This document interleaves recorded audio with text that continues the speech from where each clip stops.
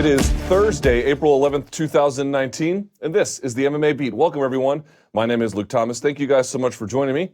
I'm the host of this program. You know me from MMA Fighting as well as SiriusXM. Let's see. Got a decent crew up here this time around. Danny Segura is to my left. You know him from MMAFighting.com. Phoenix Carnevale is back from... where have you been? I'm not sure. Lots of places. Many places, but she is here today. We are very lucky to have her. At the very end of the table is the Iceman, man in the hat himself, Chuck Mindenhall from The Ringer, as well as MMAFighting.com. And of course, I want to make sure I don't forget this time, we've been taking your tweets using the hashtag #TheMMABeat for a segment after the show we call After the Beat. Today's questions, they've been a little, if I can be honest, they've been pretty terrible the last couple of weeks. You mentioned that, too. Yeah. Well, good, because you got to crack the whip on these guys. People responded for you. They were great today. In fact, they were so good, I had difficulty picking the right ones, and I'm sure I left out some good ones. So appreciate everyone who submitted them today. I was very impressed by how good they were. So, all right, let's get into it. UFC 236 is this weekend. We will get to that in just a moment, but the news of the week, if you ask me, is about former UFC bantamweight champion TJ Dillashaw. He has accepted, as everybody knows at this point, a 2-year sanction for testing positive for EPO. They went back and apparently tested the sample from his on December 28th. That also tested positive for EPO.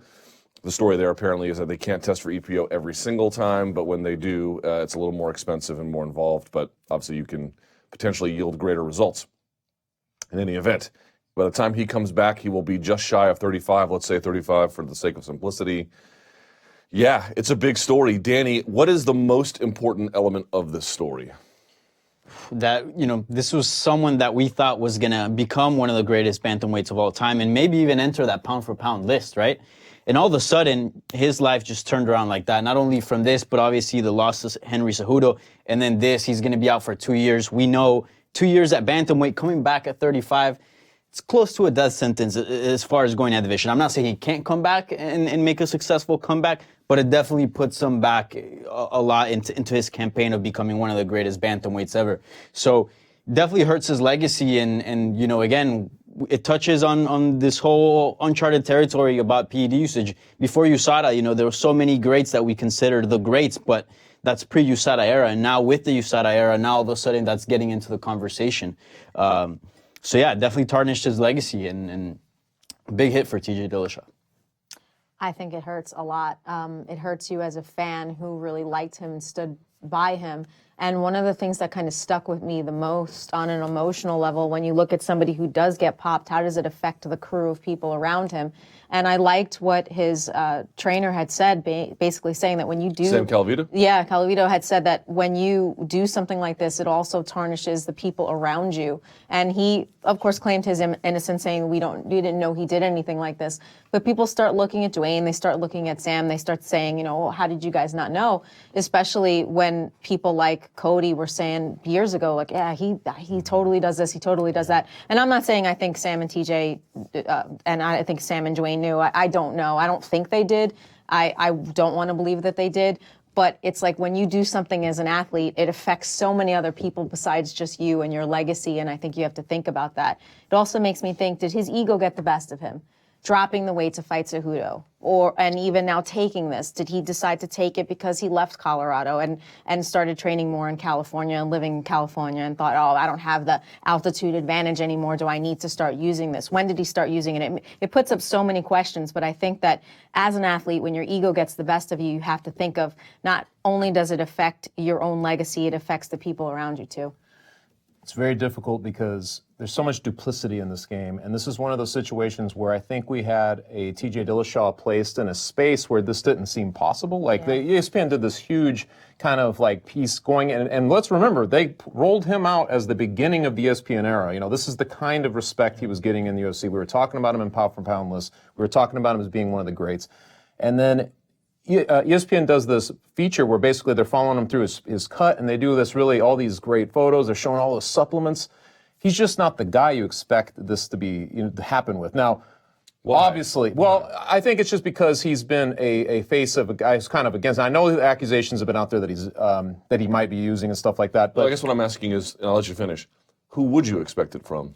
Well, it's a good question, but let's put it this way. I had him on the, if you had a scale and you said which guy's squeaky clean, which guy's definitely juicing, I would have him leaning this way. That's just the way my perception was on And him. I know why you think that, because we stereotype the type of body types that we associate with steroids as like guys that have great genetics, like a UL Romero, Well, right? EPO Like is not a steroid. Yeah, but it's an anabolic. It's basically just a red blood cell thing. But I think that when we think of these things, what we associate those things with are always like the big body types. I think that's just kind of one of the archetypes we put in our brains. And it's just one of those things you have to then wrap your mind around a lot, right? How far back do we go? What diminishes from his record? The very things he was best at was having that extra gear late in a fight that the other guys couldn't find. Suddenly you're like, that comes into question. The guys like Cody Garbrandt who come on record now and they say, they're affected by this. They want justice, basically, that probably won't happen. Guys like Dwayne Ludwig, who basically went out on an island with him and was like, hey, we're going to do this together. And they did for a while. That goes away. It's just, it goes on down the line. But, man, it's a mess, but it's primarily a mess for him. I think that's, we've seen guys, we know how this game works. People sort of forget over time. They kind of forgive, they forget. I don't know if this will be the case for him just because it was so red-handed, you know what I mean? But I certainly think he can come back, but I think we've probably seen wherever glory he had before this, he'll never be able to recover that. Was 2 years enough? Was it the right punishment? What do we think? The red-handed nature, and correct me if I'm wrong. Just to be clear, under different WADA guidelines, he could have easily gotten 4. Yes, right, exactly. Synthetic that is injectable, right? Like, so this is, it's pretty blatant. So I feel like the 2 years is actually maybe on the lenient side, but I mean, 2 years is definitely adequate for something like this. I have a question. Maybe. Imagine all the money he's not going to make now. Yeah, it's big. True, It's crazy. because who drops him as a sponsor He was hitting right that peak earning potential. Yeah. Maybe you understand this, Luke, or you know a little bit more about this, but they have a passport of all the fighters, all the blood work and all the stuff that they've done on them. Biological passport. Can they go back and look and then give him more of a suspension if it's from previous fights as well? So under Olympic and WADA guidelines, the answer would be yes. I don't know how much that differs from the UFC side. Okay. You often see one of my favorite weightlifters, for example, Olympic weightlifting has a huge problem with PEDs. One of my favorite female lifters, Lydia Valentine, just became a gold medalist from the Beijing Games, London Games, like a while ago, because everyone in front of her failed. So they just kept bumping her up because they kept testing old samples with new tests. Don't know how that works for UFC. They got him, by the way, on a urinalysis, which I'll just say this outright. If he, in fact, was cheating, you got caught with a urinalysis, MMA fighters suck at cheating. They're really, really bad. There was a scandal right now. It was Nordic skiers. I'd say they were from Norway. The guy who won the race was Norwegian, but they were Austrian racers. They beat the passport, and they beat the blood test, and they beat the urinalysis. The only thing that got them was snitching. They're actually good at cheating. MMA fighters apparently are quite bad at it. So. But if I'm not mistaken, the half-life for EPO is quite short, right? Very short, that's right. So I don't know how far they could possibly go back if they wanted to. Again, I don't know. I couldn't tell you about the sophistication of the test, but presumably if they could go back and find it, again, under Olympic guidelines, he would be open to additional sanction. Not sure about the UFC. 2 years, man. I don't know. Somebody tweeted something at me, and I responded like, it just still feels weird for me to like. Imagine if somebody told you you can't work in media for the rest for 2 years. Like, what are you gonna do? You know what I'm saying? Vacation. Yeah. Sure. Yeah. with those big savings, right?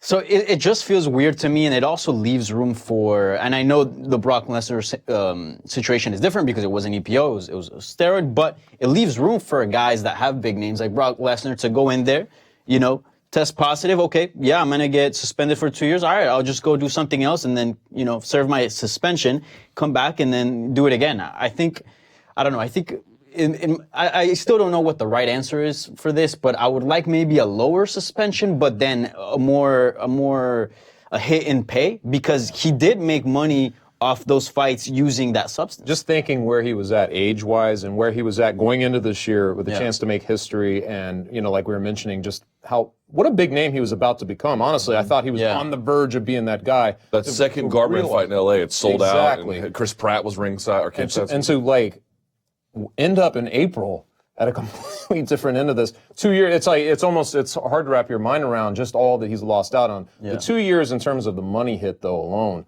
right at the prime of your career, because obviously he's a brand. That all goes away. I mean, that's a pretty severe. I mean, if you really consider it, right? He lost the fight, so True. Part of it was that Part of his bad year as well. Well, yeah, I mean, part of it was just from forget everything else, he lost a contest. But what I'm saying is, think about what that contest was. Opener on ESPN while you were trying to get a second belt. Yeah. Right, you were talking about, you were like, that was the top of Let's not Kilimanjaro, forget man. they were going to make that rematch. Right. You know what I mean? So that was still going to be a big fight. He had the chance to correct it right away. It's weird because you go to the UFC's website and there's an empty space where his face used to be. It's like no, you look at the rankings and where it's the champ, there's a white empty space. Like you disappeared. You're not there right now. MMA, it's just man. really, it's really one like, day man, I mean, I look at it from the fan perspective and what people are saying, like, damn, or we're making the Nick and Nate Diaz joke, everybody's on steroids. Like everybody's saying that right now, just looking at it from that perspective. And I think it's really sad for him. I really do. I think it's like, oh man, we like having people to put on that MMA Mount Rushmore, by generation to generation. And you're an empty white space right now, like in this equation, in this conversation. Yeah. What does it do to his legacy, you think? It Hurts. destroys it, I think. I mean, Really? There's a lot. I mean, look at Chael Sonnen took way worse. If you actually want let's to put it measure this way. and he's out here on ESPN on People Bellator. wanted to root for Chael Sonnen. I'm not sure that TJ Dillashaw actually There is a has that. likability difference, yeah. So, Yeah. I mean, going back to the Conor McGregor, he's a weasel or a snake, whatever he's calling him, and then you'd be Steven going, Espinosa was the weasel. right, on Showtime. Right. So, but you'd hear the hisses when you go into the arena and stuff like that, and you're like, whoa, man, this is kind of crazy. People don't really like him. I thought he was coming around a little bit as we were going in this ESPN era. I felt like he was kind of changing that, but I just don't think his likability was to the point where guys like that are. We'll see, man, because you know how this is. It's impossible to really know, but I think that destroy might be a strong word, but I think that this definitely taints it in a big kind of way. I just don't know if we can look at him the same after this. I mean, it's got to be a major hit, close to destroying it, because Chael Sonnen, his whole brand, why he was the guy who he was, is because he made you care about fights. It was his persona outside of it. He was never really tied to, and this is no hit to Chael Sonnen, like greatness as far as being like this decorated champion. He lost. Yeah, exactly. Yeah. But then he goes and fights John Jones and then builds interest for that, right? TJ Dillashaw's whole brand and legacy was tied being one of the greatest bantamweights out there. Like you see him and you're like, oh my God, this guy's one of the greatest Yeah, and talents. if any of we've that seen. starts to appear to be a lie, that becomes a different equation. Exactly. Than Right. Chael Sonnen. And not only used that- this to propel himself to a title fight with Anderson 100%, Silva, beating him for 100%. 4.5 rounds. That's true. Sure, yeah. The whole idea of 2 U's is to gain an edge. But 100%. yes, and also TJ Dillashaw's fighting style was so tied to this drug, and I'm not saying he used it before because we don't know, but I mean, Cody Garbrandt did call him out a year ago on it, Yeah. right? And not only that, but this was someone that would get you into the later rounds, and he would still be going at it on 6th gear and putting it on you, and essentially that's what EPO would allow you to do, right? So then you start questioning his entire past, right? All his wins. Yeah. So it is a weird huh? You do? I do personally, because I mean, if you're someone that is known for your cardio, for your durability in fights, for how long you can go. Did he show a level of cardio that was beyond observed in the modern MMA era? Pretty clearly not. Maybe not, but he was definitely up there as far as one of the guys that could put it on you in the 5th round and still look just as fresh as he did in the first. Because he has a movement-based style. He has a footwork That's and right. movement and And just pressure-based the amount of style. output he would right. be able to put out. So, right, but I mean, doing that at 25 versus doing that at 33, Yeah, it's quite possible. for sure. I mean, my point is, there's just a lot of claims. Here's the thing. There's a lot of claims made about what he did and how much EPO was a part of it. And let me ask a question. I mean this sincerely. I'm not doing this as some kind of rhetorical trick. Because you guys know, and that's why I wanted you guys to talk first, because I have a very different view of this matter. I don't view drug use on moral terms. I know we have these views where it's like, oh my God, what he did was in the service of hurting another man. That's assault. The sport is assault. Learning how to train to fight is assault. I am paying for assault. What you're saying is I don't want some kind of chemically induced or aided assault. Okay, well, we can have that conversation. But fighting better versus just fighting, they're all assault. Number one. Number two, I think the proportion of his legacy damage should be tied to what we know in terms of what benefit he retained. To my knowledge, we don't actually know. So my question is as follows. Is it a misdemeanor or is it a felony? What we're making it a felony on is the substance itself, because we say that this substance is, you could, for example, Jeff Nowitzki saying you can't get it from a tainted supplement. Fair enough. But EPO is used because athletes believe it works. But there is enough evidence to conclude that it can vary widely athlete to athlete. He may have gotten a huge benefit. He may have gotten a relatively minor one. Mm-hmm. So what I'm asking is, why are we saying that this is the worst crime of all crimes when we don't actually really know how much he benefited from it? It's not the fact that we know, but the fact that it puts into question everything, right? Yeah. No. What does it put into question? You just said it yourself. It could have given a huge benefit. It could have not. So that's the entire thing. Could he have gone in? Right. So then, therefore, I don't conclude the worst of it every time, which is what ultimately this conversation leads to. You don't conclude the worst of it, but you gotta keep in mind that the worst of it is a possibility. But the mic drop is the fact that it's illegal, it's wrong. You knew it was illegal and you knew it was wrong and you used it anyway. When you say wrong, you mean caught. wrong because? Wrong because it's against the rules. Okay. And that's a big part of it. It's like knowingly lie, knowingly that you aren't supposed to do something. Right. Having the type of emotional thing that says, I need the edge, even if it's placebo or not, even if it worked or not. Like I've used the CVAC machine. Have you guys ever used the CVAC machine? No, what is that? CVAC machine is basically this thing that you sit in and it mimics altitude training. So it helps with increasing red blood cells. I'm not saying that it's what EPO is. EPO is probably a 10, and this is maybe like a 4 on the scale of how much it helps you. I don't know that for a fact. Yeah. But I used it for about a month, and the truth is I did feel, and it's totally legal. They have this at the I talked about this on my show PI. yesterday, It's a totally legal thing. Yeah. Cyborgs use it. I've used it. A bunch of people have used it. You sit in it. 40 minutes, your ears pop, it's very annoying. And I'm telling you, like by the end of the month, I felt like I could run for longer. Yeah. I could lift for longer. I would sleep better. It could have been total placebo effect. It could have been. I don't know. There's something to it. The technological Right. aids in that regard for altitude solutions have real measured benefit. Not exactly the same as EPO, but they are real. Right. Yeah. But what I'm saying is he knew that it was wrong.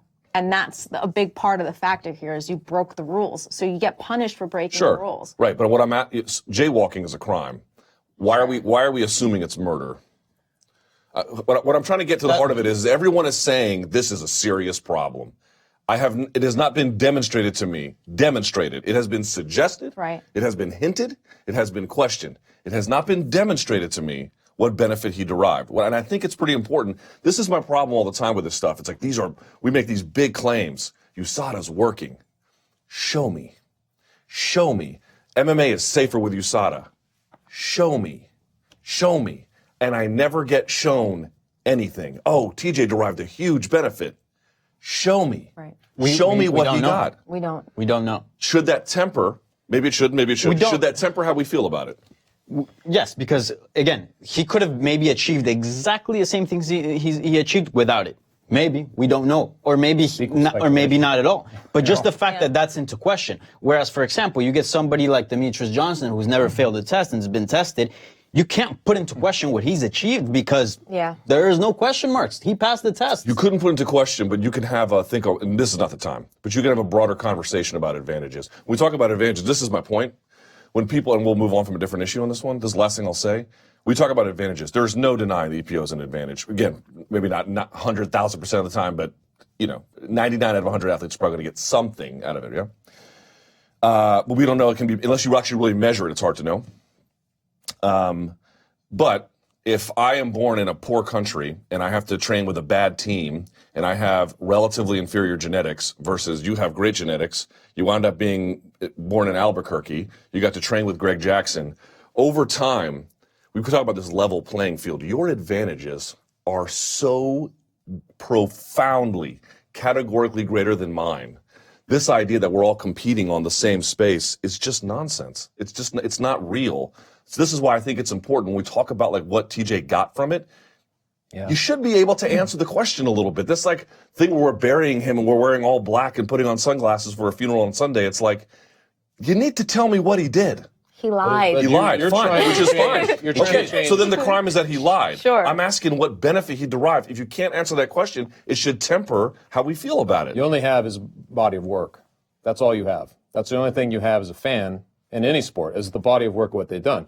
You don't think that it starts to seem possibly artificial or a lie if he tests positive for that, given some of his advantages that he demonstrated in the cage. You know what I'm saying? I absolutely think you should. So just on those inferences, I know that we don't like inferences and stuff like that, but when you're dealing with perception, and that's all we're dealing in, and this is our perception that how he's going to look, about his legacy and things like that, that's where it's going to be hard. I know what you're saying. What you want is to change the perception of how these things work and why we should think certain ways. But the current perception, if we're talking about his legacy and how it will be, that's the way it will be. So that's fine. In a sport where this kind of stuff is heavily scandalized, there's no denying it will suffer irreparable reputational harm. Last thing on this that I think is just worth having a conversation, because again, I know that my views are, the sporting world has decided they want to learn the drug war the hard way. So I have to just sit back and just watch everyone go through the motions of this nonsense. But the last thing on this that I do think is worth having a conversation about is, again, I am told that I saw people being like, oh my God, that fifth gear he was able to hit in these late rounds, this is terrible. Okay, maybe that's true, right? Again, it's possible. Maybe. And then the next week they'll go and watch Bellator. And then the next week they'll go and watch One. And then people will be like, it's not that big a deal. Well, wait a second. You're telling me that what he did is so serious that we should consider it assault because he took drugs to get there. And you will go and watch organizations in Bellator that puts a modicum of an effort and one that puts literally none, where you probably have outrageous levels of chemical assistance. How can you be a vegan and then go order the Baconator? Someone explain that one to me. Isn't it, to me, it is morally reprehensible to claim that what he did was assault and then watch anything other than UFC. That's fair, yeah. Ignorance is bliss in a situation like this, because I think most people don't even make the connection of what they're watching. I don't think when you tune into UFC, you make a distinction between, you're watching MMA, you're not really thinking like, well, I know these guys aren't being tested like those guys. I don't really know if people make that. This is the next layer of, how you view these sports or these different organizations. You know what I mean? So if I'm watching Bellator, that's not the first thing I'm thinking. Now, if there's a guy, I always think back to the Ben Rothwell, I forget who he beat, was it? Did he fight Brandon Vera? Was it Vera or something like that? But anyways, he had like fight Brandon Vera. It's like the fifth round. I think so. Fifth round of a fight where it was like just kind of a stalemate, and then all of a sudden in the fifth round he just it was like he had that gear that we're talking about. And I remember thinking at that moment, like, if anything seemed weird, you're like, whoa, where did that come from? Because it was not even in the fight. It was like suddenly somebody charged his battery while he was between rounds. We watch fights because we love stories, right? We like the underdog. We like you came from a rich family and have every advantage, and I'm Rocky and I'm a bum, and all of a sudden I beat you, or I you know what I mean? That's nice. I'm not, but like, it's like I am rich. That is true. We like all that stuff, but I think at the end of the day, morally, we want it to be natural.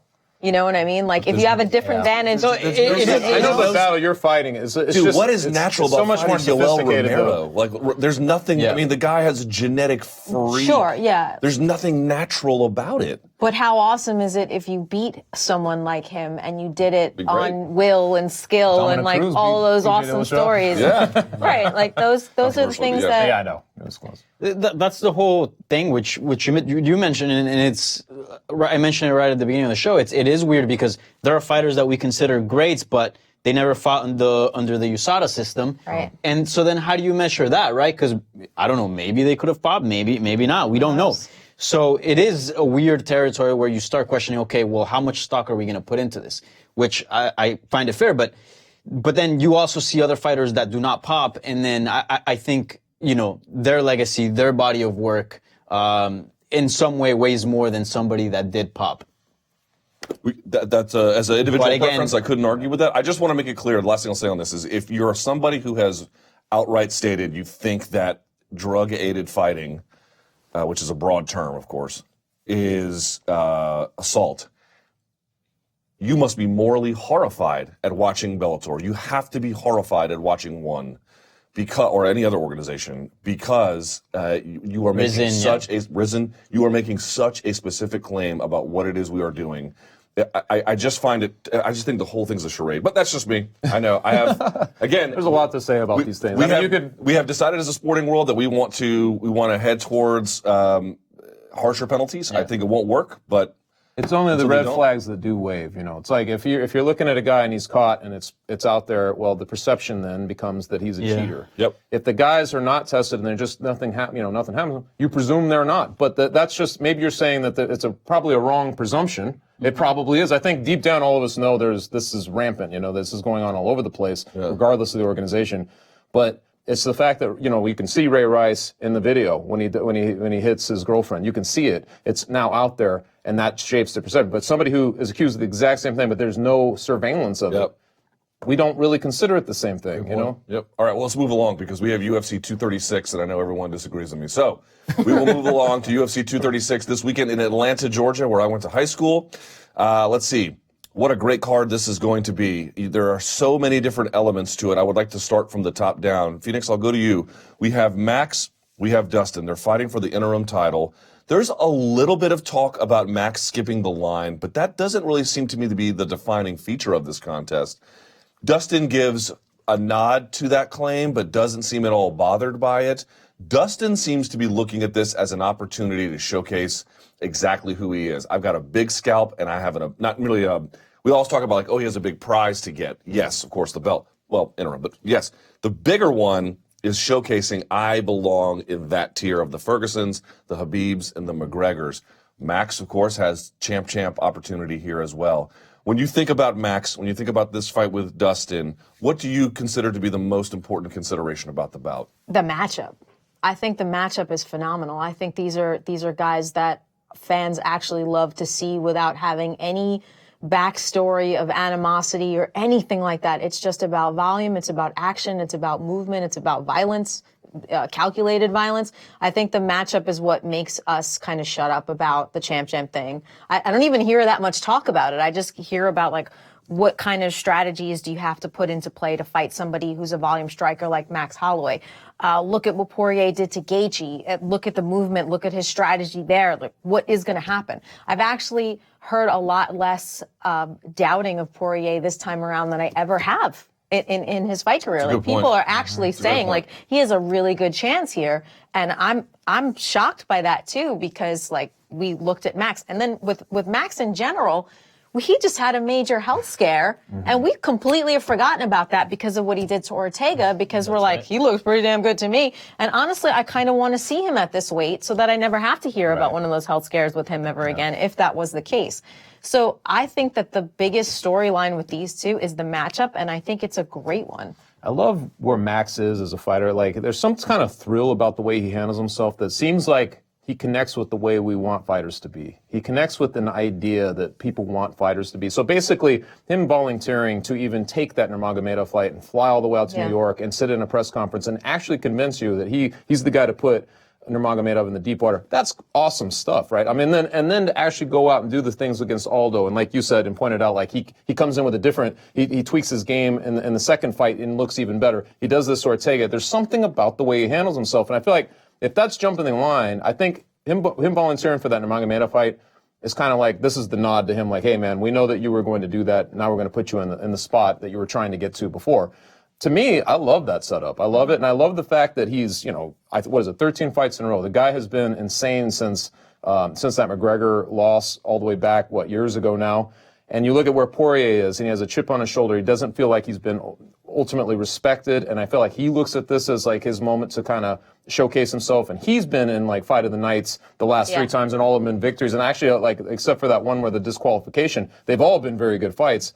And I love where both those guys are at. And when you put two guys that are going together, two momentums like that, for different reasons, and especially guys who they're not in the same weight class and they have a history together, you put all that together, I'm like, it makes for a really fun fight for me. For me, the biggest storyline here, I have 2 that I have my eye on. One, how Max Holloway looks at 155. Because I've said it on this show a number of times, I really do believe his days at featherweight are numbered. Whether it's 1 more fight or 2 more fights, I don't know. But I don't think he'll have a sustained career there. One, because the weight cut's hard too, but look, if he's a smart fighter, and he is, if he wants his brand to be the biggest possible, 55 is where you make that happen. 55 is where the big names are at. 55 is where the big fights are at. So that's one. I kind of got teased because I was at the Brooklyn press conference with Habib. I got teased like, I want to see how Max Holloway looks at 155. Couldn't make, there was issues there. The New York. It was blissful 12 hours of our life. Yeah, that was a weird one. So I'm really curious to see how he looks at 155. On the other side, I know we've hated a lot on interim belts, but man, nonetheless, if you win an interim title, if you do get a win over Dustin Poirier or Max Holloway, whoever wins, it kind of does put you in the front runner of that division. And we don't really know what's going to go down with McGregor, but very likely you could be fighting Khabib next. And, that's a big fight. And not only that, but if you do beat Khabib, now we're talking territory of pound for pound best. So I want to see who the front runner is here in the lightweight division, and I want to see how Holloway looks at 155. I love both of these fights, which we'll talk about the co-main event in a minute. But I love that both fights are a mix between your supreme confidence in their abilities and then the lingering doubts between them. So, for example, on the Max and Dustin side, you talk about Dustin, like, he has just gotten better and better and better. But the question is he elite, or is he, like, mostly elite? Then on the Max side, you're like, well, we know he's elite on the featherweight, but can he be elite 10 pounds up against that guy? And so you're like, there are two guys. It's this weird mix of like, oh my God, they're awesome. Oh my God, I don't know. Yeah, it's better when you don't feel like you have the fight solved going in, where you know what's going to happen, Right. You feel like you got a bit. I feel like I got a little bit of a beat, but it's like hearing two jazz musicians. I'm like, I can't quite get the tune. Sure. Yeah. So I really like it, but I guess I'll put it to the panel. What significance do you put upon the winner, whether it's Dustin or Max, for this interim title crown? And I guess I don't mean what will happen in terms of matchmaking, but I guess in the division, where do you put them in your mind? Like, where do you put them? Not in a ranking. Like, where do you, when you conceive of the hierarchy in your own mind of lightweight, where does this person go? I mean, you mean the winner? So I think they should get Nurmagomedov, obviously. Like, but I know you're not talking about matchmaking. But I think that at that point, that's what the symbol is about, right? It's like you're supposed to be the guy. Right. And I would have no problem, honestly, just given what Dustin Poirier, especially, like, say Dustin Poirier goes in there and just blows the doors off of Max Holloway. I mean, you would have to, at that point, give him all the credit that he's been waiting for, basically, because you'd have to look at his all of them are champs. That would be his fourth champ in a row that he's beat. All former champs. Let me play devil's advocate. People won't say, oh, he beat a guy coming up from featherweight.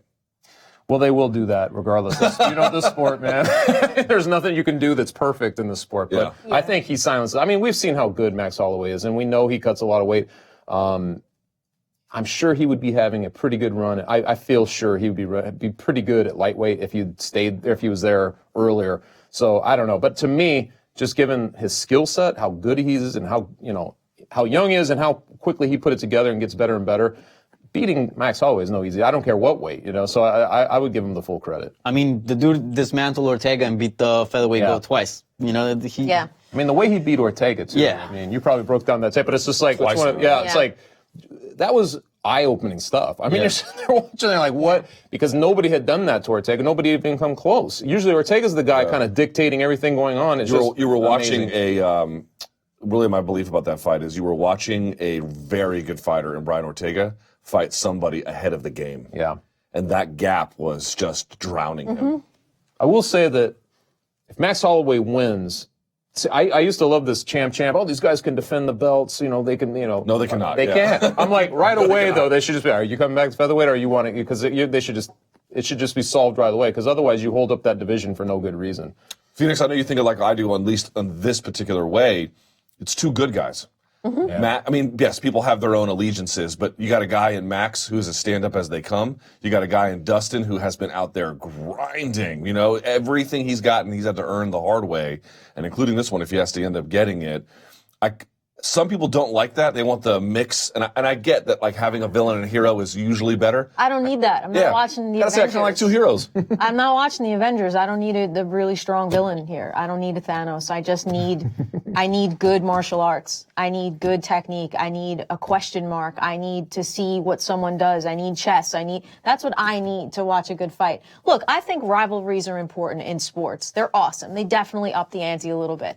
I am totally guilty of DC Jones being my favorite thing to laugh at all the time. That I love that rivalry. I just don't know why, but I just do.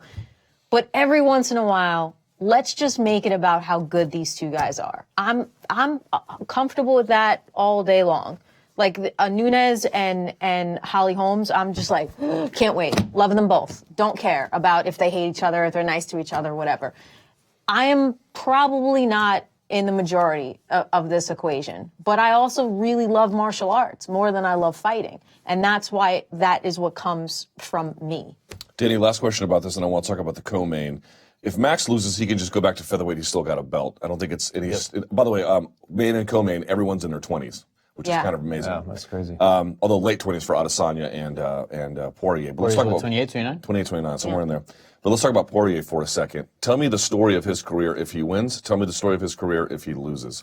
Man, this is someone who's just been resilient and persistent throughout all his career. And he brings up this whole destiny thing, and there is a little something to it. I mean, him just going down to ATT without a fight and just starting a training camp just because he had a feeling. Right. And I think it was just, talking to you, he said, just days before I left, I got a call. The day before he was going to leave. Yeah. I mean, there's just all these little weird things that are adding up where you go, sports, magic does happen in sports, and it feels like, with Dustin Poirier, there's something there, even with him helping with his, I believe is the Good Fight charity and everything. It just seems like, he's like this great hero. And he's been at this spot so many times where he's like, okay, if he wins this fight, he's the guy. He's going to be the next guy in line to fight for the title. He was in that spot when he fought the Korean Zombie, came up short. And he's been in a few situations like that, even the Conor McGregor fight. So again, this is another one, but he's finally fighting for a belt here. The stakes are at the highest, there ever been in his career. So it is a very important fight for him. If he loses, I still think he lingers in a place where, he could get 1 or 2 fights in and then he's right back in the mix, given his fan-friendly style, given that he's willing to fight anybody at any time and he doesn't really put too much, trouble in that. But nonetheless, it is a setback, and if he's stepping into his 30s, you do gotta wonder where he goes next. I'm not saying it's do or die for him here, but it is definitely a big chance. But he winds up being like a Cowboy Cerrone, or like, he winds up being there where it's like fans still love you and they still want to see you even though you never won like a belt. Well, not that Cowboys still can't, but you get where I'm saying. It's like you didn't win a belt, or you wound up in a position where it didn't happen, or you're always lingering around it, but people still love you. They still will watch you fight anytime. He's had the strangest thing, because you remember when he came in against Josh Crispy, wasn't it? And he was a huge underdog in that fight. And Crispy was the man at the time. It's like Crispy was the man at the moment, and then he goes right through him, and I remember thinking, like, who's this guy? He got Holloway shortly thereafter. Like, I think Holloway was like his 4th fight, all wins. There's a Fightville documentary that comes out about him, and you're thinking, like, who is this guy? So you start paying attention, and every time you start paying attention to him for real, he has seemed to drop the ball at some point along, and then he just goes back down.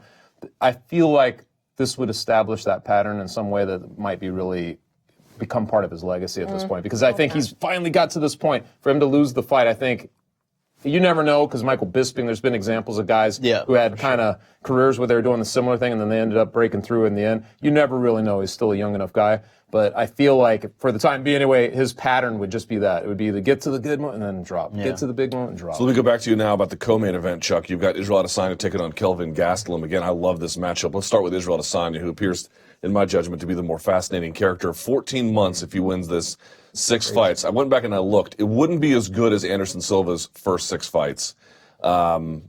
It just wouldn't be. But John lost within his first 6. I know that the Manhandle thing doesn't count, but technically there's a blemish on his record.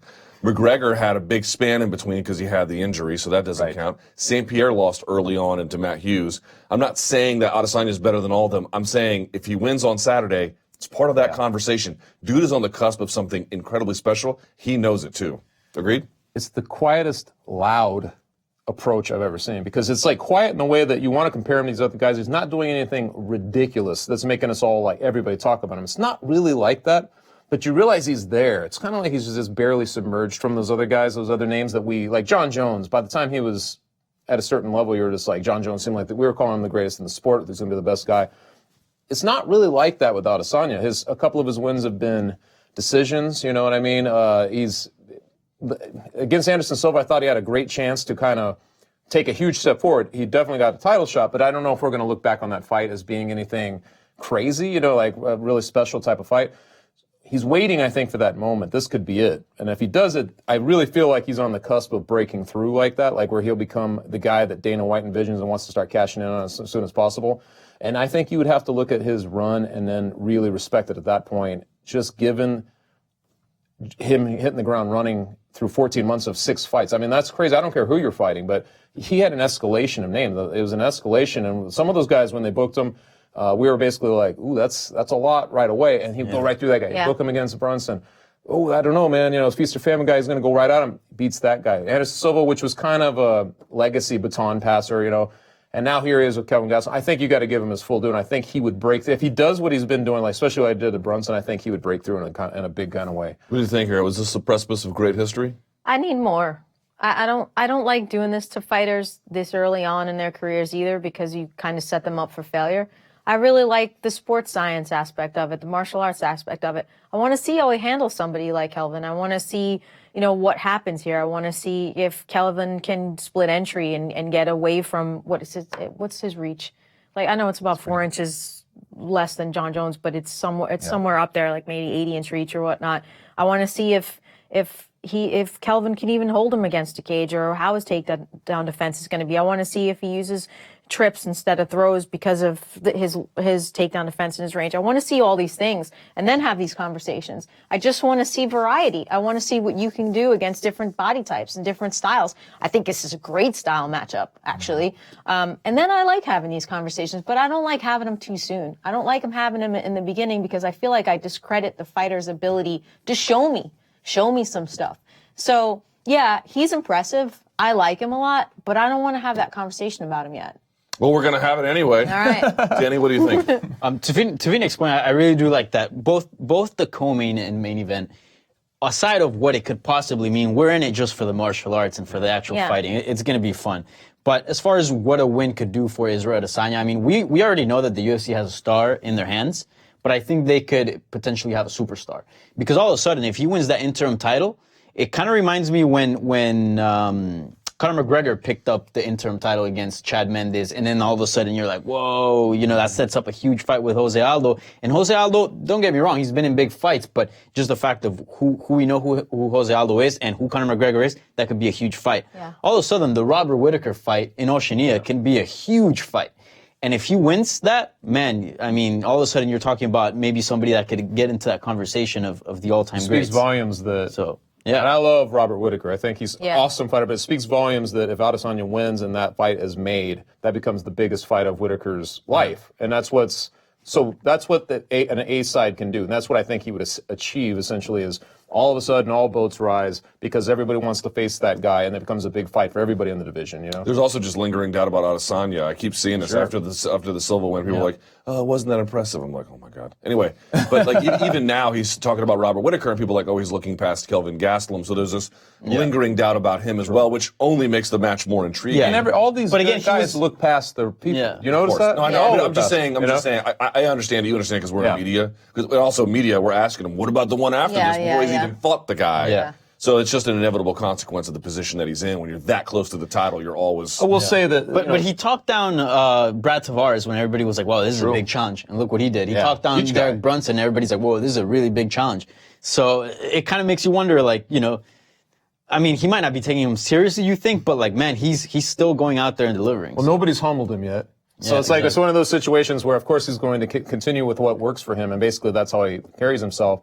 I will say one last thing. I mean, obviously Dana White, whenever people are like, well, you need new stars, who's it going to be? That's the first guy that comes out of his mouth every time. So obviously the UFC would really love for him to break through in that capacity. Well, I think they could use it. It's timely. You know, they need a new guy to be the new guy to kind of be the face of a franchise a little bit. And he's as interesting as they come. Yeah, because the it factor is not just what you can do. It's who you can do it to, how you can speak, how you can present yourself. There's so many different things that make that it factor. So when it comes to that, like, yes, 100%, I think that he's on his way. But I just like seeing them. I just like seeing them fight, even though he fights a lot. I just like seeing more. I just like more options, and let's talk about their talents, and let's just see.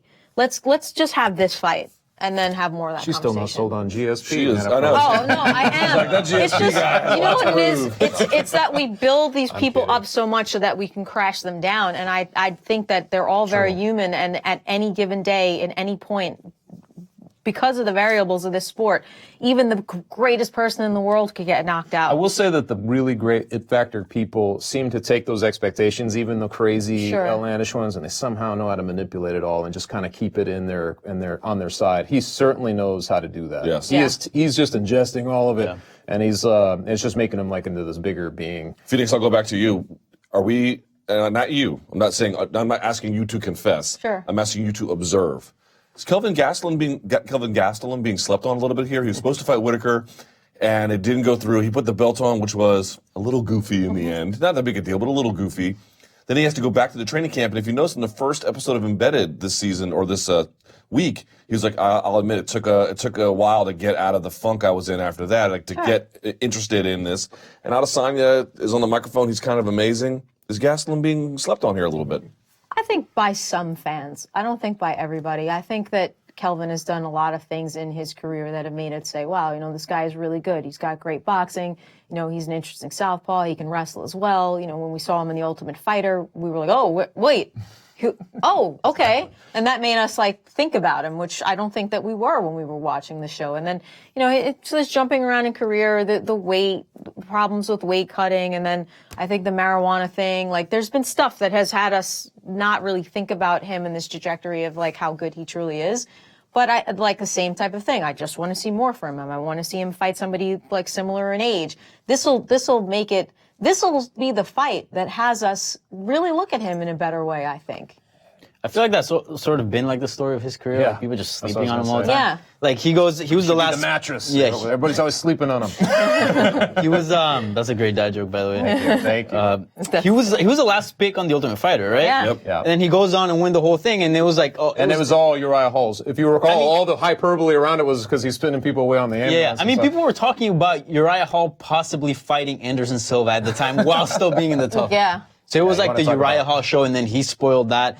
And then, you know, even some other fights, he's been slept on and he's delivered. Then his move up to middleweight, you know, he's very undersized, and now, you know, if all He would was have gone well with reluctant to Whitaker, go. he would have gotten a title shot, right? He's To the real retired, belt, yeah. basically retired two of the staples in our game. If you look at the Tim Kennedy and Michael Bisping, he That's basically right. sent those guys off not wanting to fight anymore after beating him. I mean, he's a tough out, man. I mean, we've seen him lose, but we've seen him just crush guys in there too. Like the Chris Weidman, if he'd beaten Chris Weidman, if he'd just gotten through the Weidman fight, I feel like Yeah. we He could came be close. talking about him in a whole different. Yeah. And to speak of the doubts, you know, obviously we know the ones around Adesanya. There are some certain body types he has not faced. There's some Yes. certain skill sets he hasn't faced. But Adesanya brings up the fact that look at the guys that Gastelum has fought. They're all over the hill too. Or, you know, he fought him at a much later stage. Yeah, and that's what I'm saying. That's why I like this It's a particular great one as one. part of the It's a great one, narrative. yeah. And like like Dustin and Max, there's a difference in body type. I think Max is a little bit more, he's Rangy. wirier, Yeah. if that's a word. But at 155, there'll be less of that. But Gastelum and Adesanya, it's like, you know, Yeah. it's totally different, so it makes for a really compelling fight. Last thing on this, because we just occupied it with this and TJ talk. It's going to be on ESPN Plus or through ESPN Plus to order the pay-per-view. Now, not for folks who are watching in bars and restaurants. Ostensibly, you're supposed to be fine. I guess we're going to have to see how that goes. Find out. We'll find out, right? There might be some people at B-dubs being like, where's my UFC? So we'll see. But for the people at home, they have to go through this. And folks have been asking me all week, what do you think is going to happen? I don't know. I honestly, it's truly does anyone hard. at the table have a read on what this is going to do to the folks at home? I wonder how much buzz is going to be around this card and how much that, you know, paywall, right, to pay for the pay-per-view is going to affect The different paywall. It's like just yeah. that's the whole difference, right? Like I just people are wonder used to their ways. Yeah, I wonder how it's going to Yeah. affect the buzz of the fight because it is making it harder for people to watch the fight. Sure, it's still going to be on bars and stuff, but as I mentioned, like there's a lot of people that just sit at home and, you know, it's available on your TV. Heck, I'll order it, you know. I got nothing else to do. So, you know, there's a lot of Sad people that people, fall, yeah. I mean, there's a lot of people that fall in that category. Hey, you know, there's some fights on here. Let me order them real quick. But then if you know you got to put in your email, you got to create a password, you got to I'm not sign gonna go up. through all that. People are not going to go through that. So I wonder if that's going to hurt the buzz of the event. I really do. I don't know, because they thought that ESPN Plus was going to hurt them, or people speculated that, and they kind of blew it out of the water when that first happened. So it's just like what happened the first time you had to sign up for Netflix instead of going to Blockbuster Video or whatever it was. I just think times change and technology changes, and I don't think it's that big of a deal. It's like, okay, Long your term, mail yes, but address. I'm asking Yeah. about this This weekend. particular This one. particular one? I feel like there'd probably be some. If I had to guess, I'd be like, there's probably going to be a lower number because of that very thing. I just think that people are just used to a certain way. Some people are going to be, how am I supposed to get that? Like the people who just would normally. Has anyone asked you about it, like in your personal life? Yeah. Yeah? Yeah, and I'm like, oh my God, it's so much better. I don't have to change 3 different channels. They used to drive me insane. Oh, you still do? Yeah. No, don't you just ESPN Plus and then there's another button? So something? you have to watch I don't even prelims know. on Fight Pass, then on ESPN. I think, if I'm not mistaken, the prelims are also going to be on ESPN Plus. They're not. That's what I Fight thought. Pass exclusive. Yes. Okay, that's what I thought. So- and then I checked the other day, and it second- wasn't that way on Wikipedia. See, we don't even Second know. We don't even know. post-prelim is on Ion, and then the third round's going to be. Then we're going to go to Fuel TV. They're going to start having it fight by fight on different I channels. don't understand. Come back to Facebook. So I hate this. Facebook. Yes, the prelims are on Fight Pass.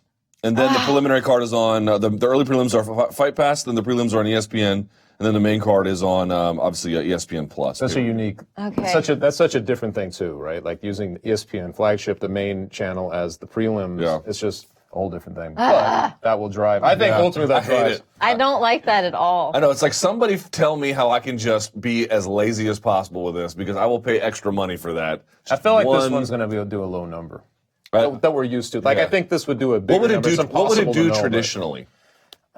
250? 250 to 3, right? Somewhere Something there? like that.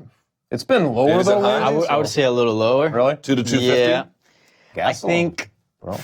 I think around 2 probably. So 2? Yeah. So what will it do with this one?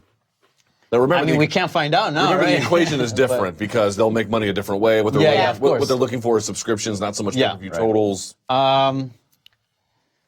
That's a tough one. I don't know how much of a hit is. I'm going to is say that paywall. 50K.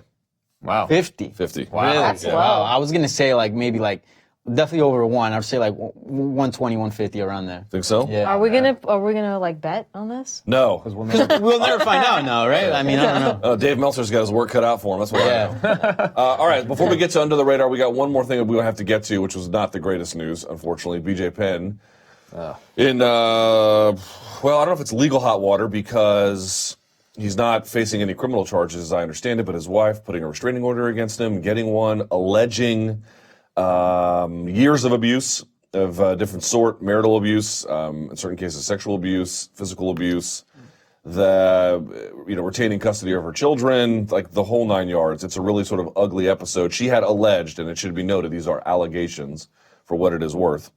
But these allegations all of, fighters doing misdeeds in their marriages, they all seem to rhyme, Anyway, she had alleged that he's had a drug problem for years and that he was using camps to get sober. Now, again, I think BJ Penn's lawyer had indicated that that was not the complete truth, something like that, complete information anyway. BJ declined to comment, but there we are. We are dealing with these allegations that appear to be at least quite serious. So, Phoenix, I'll actually go to you on this one. It's important to have a diversity on the panel here a little bit. Your response to these?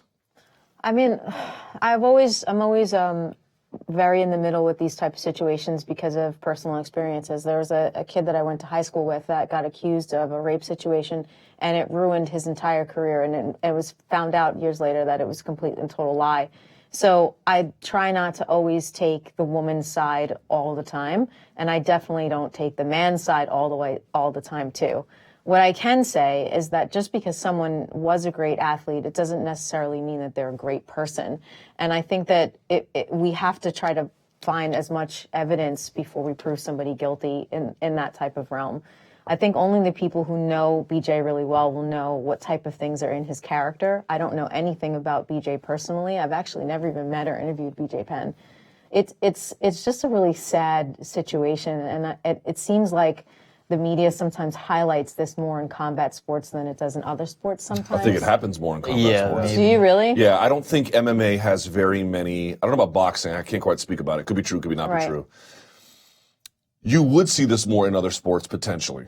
You don't see it. You see it more in MMA, I believe, in combat sports generally, because we don't have we pluck from a certain kind of population that I think is a little bit more prone to the adjudication of dispute through violence. Mm-hmm. 1. 2, we have no civilizing forces. We don't have sponsors making guys be like, hey, delete that dumb S off your Instagram. Yeah. We don't have any parent actor, either a team or a league, being like, dude, knock this off. Sure. There's nobody ever sanctioning these guys. And when they get to idol status, who's going to tell them Right. anything? Like I'm saying, just because you're a good fighter doesn't mean that you're a good person. I mean, there are plenty of people who live by the actual martial arts code of ethics and things like that, and there are plenty of people who don't. And you can't associate one thing with another. You know what I mean? The fighter doesn't mean he's a bad person. Being a fighter doesn't mean he's a good person either. It's just it's a very strange world to live in. I come from this stance, like, especially as a woman, people always ask me how I feel about these type of things, and I say, like, I try to look at redemption too, like the Greg Hardy situation, that sometimes martial arts could really help people. I knew another situation where I had a friend who had a domestic violence assault against her husband. He eventually got involved with jiu-jitsu and wound up teaching women self-defense classes and admitting to people, like, I had these problems. Martial arts helped me deal with them. I went to therapy. They divorced 5 years later. They got remarried, and they have a completely different situation. Okay, but in those situations, that's Right. someone who has had trouble and then used martial arts. To get better. TJ Penn's had martial arts in his life for 20 years. Exactly. So that's why I'm saying I can't like hear a story and then have an answer, because I've seen so many things from the good side. I've seen so many things from the bad side. I hope it's not true, but you know, I really don't know. It's sad news right on the heels too of the Matt Hughes situation, and you look at some of these guys and you're like, wow, these were the faces of the UFC not that long ago, and now they're going through their twilight battles on their own ways. But BJ Penn's a specifically sad story because obviously he has a fight coming up and he's on this losing streak, and we're talking about kind of why is he doing this. I think his biggest why is he still fighting? Why is he still fighting? But then you read those things, and we've heard this before, that camps keep him straight and sober. I've heard this before. We've heard this for years. So I'm like, it's one of those types of situations. You're like, man, you just hope that he can help himself at some point and find some peace in himself, because I feel like that's really the hardest part, is you're watching a guy who's clearly struggling to leave the fight game, and you don't know how that's playing out through his personal life too. Yeah, it's definitely a sad story also, because BJ has always been like, has this reputation of like good vibes. He's always good with the media and with the fans, and you hear these things, and you know, it's definitely sad to hear. And then, you know, to your point, those comments, like, you know, you wonder, like, why is BJ still fighting? What does he have left to prove, right? And then you hear, like, oh, you know, those type of comments, like, you know, he keeps fighting just to, you know, keep himself sober. And, you know, that shouldn't really be the reason why you should be fighting. That's a terrible reason. Yes. You need mental help. Like, Exactly. no form of martial arts is going to help you. And then You need to your therapy. point as well, like you mentioned, like, oh, you know, we don't really see this in other sports, and I've started to wonder that too. Like, I follow soccer, you know, religiously, and you know, you see things here every now and then, but not nearly as much as in MMA. And I wonder if because there's like a PR wall there, or maybe because MMA attracts a certain kind of people that are more prone to do that, or maybe head trauma. Right? Yeah. Or, you know, there's a bunch of different circumstances, but, you know, we talk about Tony Ferguson. I know he's a little different, but still having mental health issues, and his wife putting a restraining order. Matt Hughes, right? There's tons of examples in the past, and it's just a very, very sad news always to hear. I'll leave it at that. I don't have much to add. So it's time now for Under the Radar, a story that in a week like this, God, there's a few of them. There's a bunch of stuff on the rundown I didn't even get to. Good Lord. So a story that we just didn't talk about in the show, not necessarily the biggest one, but one at least worth mentioning. As always, we start at that end of the table and work this way forward. Chuck, what is Under the Radar? Well, one of the longtime guys in the UFC walked away. Ross Pearson retired, and I don't know about you guys, but is that yours? Sorry. But I'll pull something out. But I always kind of enjoyed him. He seemed almost like a caricature. I don't mean that in a derogatory way, but like of something. Like he seemed like he was from Trainspotting or something. Yeah. He's just a guy who That's a good analogy. just was like he was fun to be around. It was fun to watch a fight. He had a bunch of bonuses at the end of the night. He seemed to have I would say and he won. snatch. Yeah, exactly. And he won. What was it, tough 9? So he had some accomplishments in the sport, and it's good to see him. Yeah, not a Hall of Fame career, but a great one. Yeah, great career. Oh, so I just talked to Paige Van Zandt a couple days ago, and I like this story because it showcases for like women who want to get involved with martial arts that you can still be super feminine and beautiful and pretty and tough. And she's doing Sports Illustrated, and I was so impressed with The swimsuit issue? Yeah, and I was so impressed with the body issue that they did with Michelle Waterson. And I was like, this is kind of cool that, you know, I mean, I think that we sexualize women's bodies a little much. So when I talk about it, I know there's a bunch of guys like, whoa. Not in this sport. No, do we? But I Everybody's also pretty good about that. so great about it. But I love the fact that she's like doing that, and that the femininity that's still involved with training can be there. And she also was doing commentary. There's not a lot of women in commentary as well. So, you know, I just thought that was really cool, and I like talking to Paige a lot. Fair enough. Phoenix took my plan B, so I'm just kidding. I have a plan C, son. Ben Askren is going to be competing against Jordan Burroughs at Grapple at the Garden, Beat the Streets. I have a wrestling background. I wrestled in high school, and I love wrestling. What weight class? So I started at 103. Wow. Yeah. up to And then I moved up to Kilos or? You're talking about pounds, man. Oh, wow. Pounds of muscle, man. And then I moved up to 119, bulked a little bit. Yeah. And then 125. And then we didn't have a 35er, so occasionally they would throw me in there. Oh, And bro. I went like 4-1 at 135, so. Yeah. Hey, you know what? Weight Yeah. cutting, not that good for you, I guess. That is so much fun. If you guys are in New York, go to MSG for that. It is such a fun Yeah, event, and you definitely see check it out. wrestling at its highest level. I love it. And Ben Askren has this style. I forgot against what match, but it was also in New York City, and he got into this crazy scramble because that's his whole thing. And I think I might be getting the state wrong, but you just hear somebody with like a really southern voice just going, "That right there is a Mississippi scramble," or something like that. It was just really funny. And Jordan Burroughs is a really skilled as well. So I'm just curious to see how that looks. Also, Ben Askren has been open about talking about like going back and competing with guys that just do straight wrestling, because obviously he has to worry about other aspects in MMA, and he just feels like, whoa, those guys are in a different level. He's the biggest Yoel Romero wrestler says he went back to Cuba, wrestled with the guys that just do straight wrestling. He's like, yeah, I can't compete with those guys. So. But it's at the same time, it's kind of hard imagining Ben Askren getting out wrestled. The so thing I is, I'm not. No, I mean, he didn't. I mean, yeah, he's been Burroughs wrestled has before. won. Yeah, for sure. Burroughs has won 4 or 5 world medals Yeah. and then an Olympics. He only trails John Smith as the all-time winningest wrestler in U.S. history. I'm just saying, like, my only perception Like, is MMA, so Burroughs, it's like, I would be shocked if Burroughs doesn't win. I'd be shocked. But that's not a slight on Ben. Ben's 34. yeah. Burroughs is still an active competitor. Like, When was the last time Ben was straight up wrestling? Like a decade ago? yeah. Also, So Ben was worth in the noting, 2008 Olympics. It's 2019, bro. 2008, Jordan Burroughs, was he even at Nebraska? Like, it was a long, so he's going to get smoked probably. I'm just saying, like, my Probably, only perception is MMA, so I like hold Ben Askren Yeah. as like the gold standard for wrestling. Yeah. But also worth noting, this is at 163, if I'm not mistaken. So 74 kilos, yeah. So he's going to be getting, dropping quite low. Yeah. Yeah, Burroughs should win that pretty handily, but we'll see. Ben Askren, I believe in you. No, I would love to see. It's an exhibition thing, so we'll see how hard either guy really pushes it, but it'll be fun. It'll be fun. And look, if Ben wins, I'll eat crow.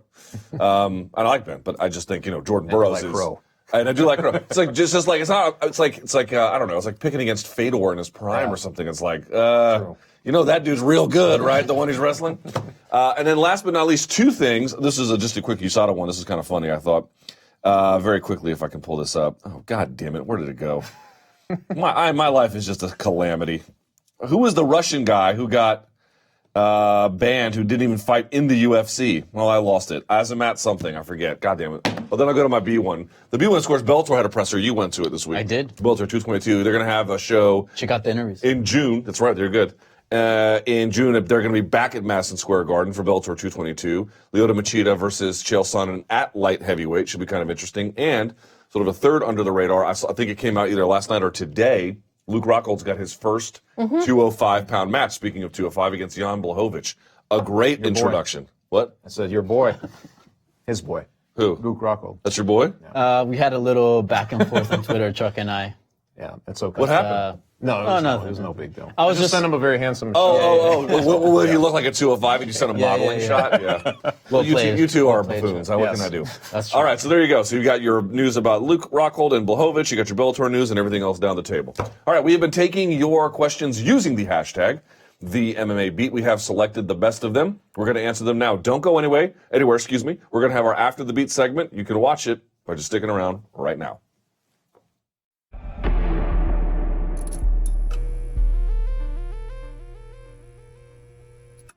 Welcome back for After the Beat, your YouTube exclusive.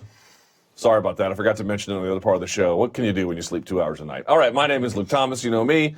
Then it's Dan Segura, Phoenix Carnivale, and Iceman Chuck Mindenhall in the hat at the very end of the table. As I mentioned, we have taken your tweets, questions, bitches, gripes, smart-ass remarks, using the hashtag the MMA Beat. We have selected the best to answer. Let's go to the first one. All right, Danny, can the panel recommend a boxing or MMA book? What do you got? A book. Danny? Book. He's like, book reading. Anyone can go. I started with Danny, but anyone can go. MMA related. I read Uriah Faber's one. Why? It was, I don't know. I just did. All right. I think that's the only MMA book that I've read. There's so many good boxing ones. There's so I mean, many where to good start. boxing Yeah. ones, yeah. Just a couple of good ones. Ghost of Manila. Mark Cram is amazing. If you like, I mean, just you want to know about the thrill in Manila and just the kind of ambiance was a brilliant book. The Fight by Norman Mailer is an amazing book about the Rumble in the Jungle. Sweet Science is probably the best boxing book I've ever read. Sweet Science, definitely. By A.J. Liebling. I mean, there's a lot of good boxing literature. If you just Look at you coming alive on this You gotta hook question. me up with that list. Blood in My Coffee. They're all good, yeah. You read Blood in My Coffee? I haven't read that one. It's about the doctor in the corners for Muhammad Ali fights. Really, really good. Is it Ernie Pacheco or Freddie Pacheco or something like that? And then the MMA book. I mean, everybody's read The Fighter's Heart, right? And The Fighter's Mind. Sam Sheridan. Sheridan, that's it. That's pretty good. I love Anderson Silva's technique book from like a million years ago. The Victory Press ones. I think so, yeah. I've got virtually all of them. And then this is really interesting. It's not MMA related, but it's fighting related. It's called On Combat, and it really describes like what goes on in the mind before fighting. It's more for the military and police officers and first responders, but it's interesting to talk about adrenaline dumping and all this type of things that happen. I would go with a book. I forget the name of the author. He's not particularly heralded in any wide regard, but it's a really interesting book on the history of judo in Japan and in Europe and how it came to be and what makes it special. It's called Falling Hard. Oh yeah. Fantastic. Easy to read. It's not overly dense, but still full of really interesting historical information and anecdotes. And you learn where jiu-jitsu comes from, and you learn where judo comes from, and what separates them, and how judo became institutionalized in Japanese academia through the Kodokan, and how it got to Europe, and why are the French so good at judo? Like why? He explains the whole story about that. It's really, really cool. You would think the French, everyone takes them for like, I mean, the Russians are really good, the Georgians are really good, things like that. Obviously, the Japanese and the Koreans are pretty good. But you forget the French, boy. The French will they'll put hands on you. And, in America, they have a reputation as being soft, but they're pretty good at it. Josh Gross's book is also, just as one of our colleagues, about Ali and Inoki. Inoki, yeah. That's also a really good book. Yeah, it is. That's something if you want to read something by one of our guys. There's another good one. So there you go. Great contributions, Danny. Thank you. Anytime. All right. Does anyone on the panel watch Game of Thrones? Yes. So Yes. who's your favorite character and why? Yes, Take it I away. do. Phoenix, you want to go first? Oh my God, I have too many. Now, correct me if I'm wrong. What was the actual question? Does anyone watch Game of Thrones, and if so, your favorite character? Okay. So correct me if I'm wrong, Phoenix. Sunday is the first episode of the final season. Yes, it is. Yes, it is. Yes. It's fun it to is. Joffrey. Arya. That kid had God. it, man. He was really well behaved and well liked. Arya Stark, because she's the most ninja-like of all Arya's of the badass for characters. sure, yeah. That's my answer. I like the Hound. I think the Hound is great. awesome. Great character. Who else? Jamie, Peter Dinklage. Peter Dinklage. Is he still on the show, or has he been killed Yes, off yet? Tyrion Lannister. There you go. What's This is Tyrion my life. Lannister's right hand? He's the What's his right name? hand to. Oh, you mean Captain Friendzone? What's his name? The guy who had grayscale. No. Can't remember. Oh, man. No, not him. And you got the nerve to be mad at me for liking Star Wars. I love Bro, Star Game Wars. of Thrones is We're sick. with What are you talking about? I mean, You don't watch the it? hypocrisy. Bruh. Here's the thing: I have nothing against it, but I missed all of it. It's something with a and B. so I don't want to start in the middle, and I haven't Bran. made time to start from Bran, the yeah. beginning. No. I got Bran. Yeah, Braun. Yeah, it's Bran, been all the yeah. way It's Bran. through. Everybody I know Bran who and has Bran. decent I taste hate in the. TV. I likes hate it. how. I know I mean, I watched yeah. it all basically and caught up to where it's at, all through like a serially, going through it.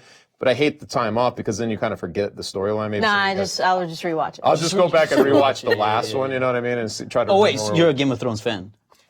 I've watched it. I wouldn't say I'm a Okay. fan. Are you though. cut It's up? okay. I like Have you it. seen everything? Till Yeah, I have. Yeah. Okay. Yeah. So I mean, I hate the. So you're the odd one out here. Yeah. I didn't say it was bad. I just from the advertisements, it's like I don't know. It's like, do I really want to watch the Renaissance Festival over and over It's again? not. It's totally They don't not. even eat turkey It's, legs. it's so good. It's so good. Yeah, I know. It's like Plus, the budget, I think it's the highest ever for any Every show episode's produced. a movie. Yeah. Really? It's literally Yeah, a pretty movie much. budget My for budget is every insane. episode. my favorite character is Half Theor Bjornsson. It's just who as high plays- as the shows. Who plays the Mountain? Again, Yeah, he's great. Yeah. who I'm sure, by the way, competes in strongman all clean. He's also because a what we good really character. care about in sport is when our athletes are clean. I'm sure that's what we actually care about. Not an Hypocrisy athlete, he's a hashtag. mountain. Pulling All a right. truck is different than punching a face. Well, not necessarily, right? Because Well, he did crush that skull, so we Well, did see hold on, a lot hold of on. strength. Remember, pointing it. remember, Yeah, yeah. remember the partly why things are banned. 1, because it provides a performance enhancement. 2, because it can be bad for you. 3, against the spirit of the sport. Those are the criteria. In any sport, he would fail 2 of those. in any sport. So just saying. No, I get your point. Just totally. saying. I was Just saying a little bit of hypocrisy from everyone out there being like, I love strongman. Well, I'm still strongman seeing is strong steroids. views in this one about these PEs. Yeah. I just can't stand. I cannot stand the total hypocrisy on it. But that's another. Leave it alone. Leave it alone. All right, next. All right, there, Chuck. Is Modelo to UFC fighters what Madden curse is to the NFL? First, they sponsored Stipe, goodbye title. Then they sponsored Ortega, hello Max's record-setting I have output. not considered that, but I guess that's I think true. it's still too early to tell, though. Is there any other examples out there? I think they've only run 2 campaigns. The 2 that the question is identifying. Well, it's certainly off to a bad start, isn't it? So Well, here's why I included it, not to like besmirch Stipe or Ortega, who are 2 great fighters, who, by the way, could be champions again. One never really knows, but rather how hard it is to identify promising talent that can last. Yes. Because you can find good fighters. Ortega's a good fighter. Stipe's a good fighter. And then John Jones was a good fighter, but then he had his own issues. And then DC was a good fighter, and whatever. Kane was a good fighter. But to find someone who's a good fighter who can maintain that status over time in MMA, I should have jumped on that Max. It's a lot Holloway easier in bandwagon other about sports. 2 years for sure. ago. Yeah. Wheaties and Anthony Pettis. another good one. Yeah. Oh, man, Well, that I was mean, good. like, That was why do literally we the kiss of death always for that have guy. to tell the story of the champ, right? Why can't these ads also be about people who are just really awesome competitors and contenders and stuff like that? So beer drinkers. I don't necessarily always need it to be about like the guy on top, but as long as it's like it's a cool person with an interesting story. Stipe totally had it with the fireman thing, and then Brian has it, coming from that Yeah, side of in LA. fairness to Modelo, it actually worked out really well for a Yeah. time with Stipe. Yeah. It was just, I think they were banking on Ortega to have a big turn, and he went up against a buzzsaw in Max, which is no fault. I mean, Max might end up being a champ all time great. Like, Sure. Yeah. And sometimes you come off a loss like that, and you do become that guy. You know what I mean? Like Ortega's young enough where you're like, and he's so good already. But have you noticed that, like, benefits from it. in MMA we have so few like sponsors generally, but like perennial ones. Like, I know. Think about it. Like, you see, I was reading about this. Like for Space Jam 2, some of the basketball players are not going to be able to get in there because they have like, 10-year-long shoe deals that won't allow them to be in there. Who has a sponsor that lasts that long in MMA? Yeah. Like nobody. No, it's because the careers go like that. All I would the time. take the shoe sponsorship for 10 years. Reebok. I forgot about that. Say again? I said I would take whatever they're getting for that shoe sponsorship ahead of the movie role, though. I'd be like, I'd take the. The cash? Those guys are just like. Versus playing the Exactly. Stars or whatever. Exactly. Who cares about that? So it's hard for me to feel too sorry for them, but. Yeah, no, it's just I'm just pointing No, I out know, like I you have know. these legacy Yeah. sponsorships. Xbox did a great thing with Demetrius, but then Yeah, they dropped him. That was kind of that was because of Reebok. You know what really killed me about that? That was so bad about that was after he left the UFC. Like I guess there was just bad blood between them, or they had both moved on. But I'm waiting for someone to stick with somebody other than Polo, I guess, and Luke Rockhold. We'll see how long that lasts. But I'm waiting for someone to like find an MMA fighter and really put their arm around them in a real concerted, no BS kind of way. But so far it hasn't happened yet. Buffalo Wild Wings and Michael Chandler. No, Dave and Buster's. Oh, Dave and Buster's, that's what it was. Yeah. Dave and Buster's, yeah. Boni Acai and other Brazilian fighters. I don't know that I would put Boni Acai on the level of like Levi's or, something big like that. Next. All right. Would you consider surgeries? I love it. I'll leave this question because everyone gets real quiet. Like LASIK, performance enhancing. It's not a drug, but it is giving the body an unnatural improvement similar to TRT. Well, not really. TRT doesn't make your vision better, but I know what he's saying. Where do we draw the line? What do you guys consider? LASIK surgery, performance enhancing? What is LASIK 2020 filming? on this one. LASIK is when you can have really bad vision and you get laser eye surgery, so then you can get even better than 20. You ever had LASIK? Yeah. By the way, did Better it than suck? 2020? You can get better in 2020 with LASIK. Yes, really? you can get 2010. Yeah, or whatever the. It's thing is. amazing. Yeah. It takes 15 minutes. You're uncomfortable for a couple hours. You Can you wake up the blink? next morning. No, but it's like Clockwork Orange. It's like Oh my God! your I eyes can't like stand open. people touching my eyes. And- I would freak out. No, it's not as can barely bad. put eye Probably drops. No, sure. know. It's not as bad as you think. It they hold it open for you, and then it's just a little machine. Zzz, you're done in 15 minutes. Now, how bad was your vision before? Oh. You were It blind was as a bat. so bad. Yeah. It Do I was recall so correctly bad. that you used to wear glasses? I wore them once on the show because the couple days before you get LASIK, you can't have your contacts in. And then I had LASIK a couple days later, and you're fine. And for the first week, everything's too bright, so you have to wear sunglasses. But then after that, you're like, I can see everything now. It's amazing. Interesting. What do we think? I mean, it seems to me like you have a basic right to one of your senses. Do you? Matt Hamill didn't. Well, I mean, if you can get it. I mean, if somebody said, hey, we can fix your hearing for Matt Hamill, I'm sure we would be like, that's awesome. We wouldn't be. Yeah, but part of that could be a financial constraint. Yeah. Part of that could be True. a medical constraint about what country you're in. But are there enough serviceable doctors? Like, there's a lot of barriers to getting what you are biologically owed, or whatever the word would be. Yeah. I mean, I think the answer is pretty clearly performance enhancing, right? If you can go from not seeing Jack S to be able to see, the question is that something you want to prohibit? And I would say no, you would not want to prohibit. Dude, that's a quality of life thing. Like, you would not want to prohibit. Just sort of pointing out. It's not a PED. Certain things we allow. Yeah, everyone just lies like, oh, I don't want chemicals, but any other thing other than that gives you a distinct and extraordinary advantage is totally fine. Just want to point out more hypocrisy. There's a lot of it out there. Yeah, I think there's levels to one thing to another. Oh, okay. Tell me what is acceptable about. Oh my God, we're staying on this subject. You did this. You keep denying me. You keep denying I'm me. not denying you. I actually really like the fact that you pose the question and make us like look at it at a broader spectrum, because it's very easy to say this is wrong and that is wrong, and to really think about it. I'm not actually asking do people respect to that. agree. I'm asking them to flush out the debate. Right. And I see that. I respect that. But I feel like vision is something that could kind of be universal, because you can wear contact lenses. Whereas if I'm recovering faster or stronger, in somewhat, I go, oh God, because then I say vision, it's unnatural. You were born blind, whatever. But I don't know. I feel like there's levels to one to extreme. I think with a vision, then you'd be nitpicking a little bit. Yeah. No, I think vision is one of the central senses of your body. Really? And, well, think about it. Let's see. Hearing, seeing, touch, right? Having these things, these are core to not merely fighting. Yeah. These are core to the human experience. Right. And aiding that and telling me that is not as profound a change in a person's athletic life as maybe getting hold on, let me finish. Getting a TUE for an inhaler, which is a big controversial thing in Europe. That seems to me total BS. But just because you have eyes now that can see like the hair follicles on someone's arm doesn't mean your Kimura is going to be better. Right. No, but it You means know? your depth perception might be better. It means your reaction time might be But- better. but It it's also supposed- it makes your ability to read attacks, footwork, all of that better. But All it's of it. supposed to be an even playing field, But right? it's not, so right? we assume that everybody's size is supposed to be similar. Their records and training levels are supposed to be somewhat similar. That's why we have divisions. Yeah. That's why we have weight classes. Sure. That's why we have all that stuff. So we're looking at leveling the playing field as much as possible. And I think that's where the You're bringing up to a baseline of like you said, the human experience. You're bringing it up to the baseline, right? Because it's a disadvantage to have an eye problem or hearing problem. But Yeah. not everyone has access to LASIK. Not everyone. And by the way, LASIK can go past the normal. It can go into unnatural. No, I don't right? have super. You don't have vision a buddy of mine at got all. LASIK, and he has the super duper kind. I just think it's totally disingenuous. I would have asked for that. I just think we all need to be honest the about it. I'm Predator not. I'm not against LASIK in any capacity whatsoever. I think you should be able to get it. All I'm asking people to do is stop telling me that the only advantages conferred that matter are the ones that come from chemicals. Quite clearly, having your vision go from blurry to not to perfect or even above that, dude, that will make you qualified to fly jets. You can't tell me that's not dude, if you don't get LASIK, you can't fly the jets of the United States military, but if you do, you can?